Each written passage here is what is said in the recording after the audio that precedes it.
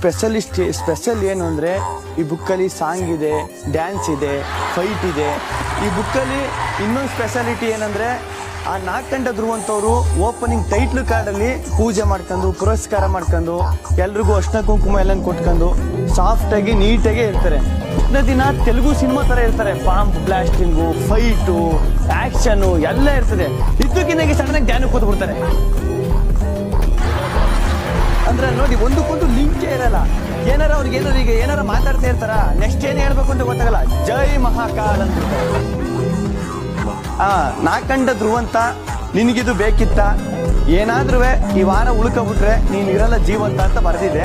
ನೀವು ಉಳ್ಕೊಬಿಟ್ಟಾರ first normal ಆಗಿ ಮಾತಾಡ್ತಾ ಇರ್ತಾರೆ.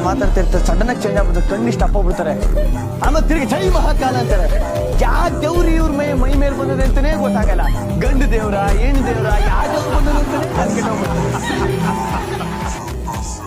ಅಂತಾನೆ ಇದು ಪ್ರೇಮ ಕಥೆನ, ಸ್ನೇಹ ಕಥೆನ, ಜಗಳದ ಕಥೆನ ನನಗೇ confuse. Mixture of beauty and intelligence ಅಂತಾರಲ್ಲ, ಆ ಥರ ಇದೆ ಎಲ್ಲ ಮಿಕ್ಸ್ಚರ್.